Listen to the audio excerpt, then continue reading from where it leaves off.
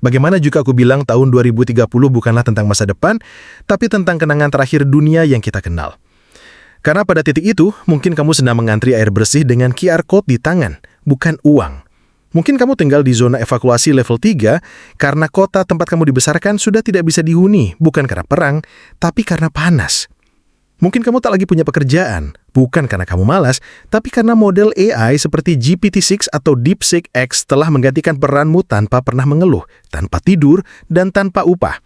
Yang paling mengganggu, kamu bahkan tidak merasa bahwa ini kejadian luar biasa. Karena ia datang perlahan, lalu sekaligus. Sekarang kita tarik mundur. Tahun 2024, laporan McKinsey memperkirakan 800 juta pekerjaan akan terdampak oleh otomatisasi dan AI sebelum tahun 2030. Angka ini bukan cuma dari sektor manufaktur, tapi juga dari white-collar job seperti akuntan, custom support, bahkan penulis berita. Pada saat bersamaan, 75% institusi keuangan besar secara global mulai mengadopsi sistem CBDC dan smart contract berbasis blockchain yang mengeliminasi peran middleman. Dunia mulai beroperasi dengan efisiensi ekstrim. Tapi di balik efisiensi itu, manusia yang tak bisa mengejar skill baru tertinggal. Bukan karena bodoh, tapi karena sistem tak memberinya waktu. Kita loncat ke satu fakta yang lebih diam-diam tapi jauh lebih brutal. Perubahan iklim. IPCC mencatat bahwa probabilitas dunia melampaui ambang batas 1,5 derajat Celcius pemanasan global sebelum 2030 kini mencapai 66%. Itu bukan ramalan, itu statistik. Jika suhu rata-rata bumi menembus angka itu, lebih dari 3,5 miliar manusia akan terdampak gelombang panas ekstrim. Laporan dari Nature Climate Change bahkan menyebut lebih dari 600 juta orang akan hidup di wilayah yang tak bisa dihuni secara permanen. Di India dan Pakistan, suhu tubuh manusia tidak lagi turun saat malam karena udara malam tak cukup dingin untuk mendinginkan. Itu bukan perubahan cuaca. Itu pembunuh diam-diam. Tapi tunggu, konflik sesungguhnya bukan hanya tentang panas.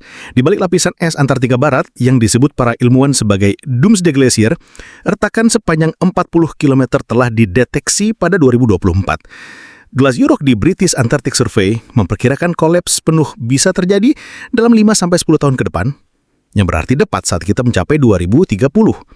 Dampaknya, permukaan air laut naik lebih dari 65 cm hanya dari satu titik itu. Bayangkan Jakarta, Bangkok, Lagos, dan New York dalam posisi menunggu ombak terakhir. Bukan tsunami satu kali, tapi naik perlahan seperti bak yang bocor. Tak bisa dilawan, tak bisa dibendung, hanya bisa dilegalkan. Di layar lain, peta konflik baru mulai terbentuk. Tapi bukan karena agama, bukan karena politik, melainkan karena air.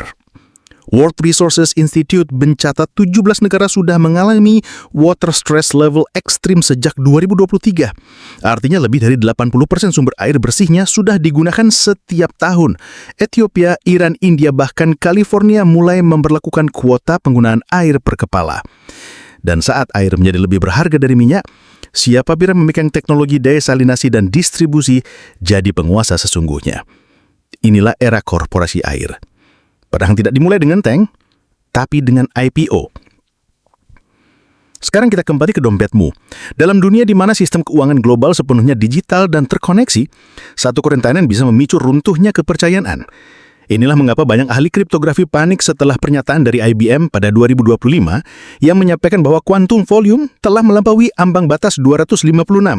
Artinya algoritma RSA 2048 yang digunakan hampir semua sistem keuangan saat ini berpotensi diretas dalam waktu kurang dari 1 jam.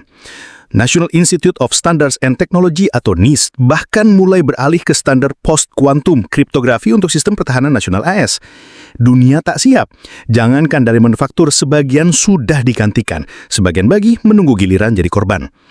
Dan di tengah-tengah semua itu, hutang global membengkak seperti balon yang siap meledak.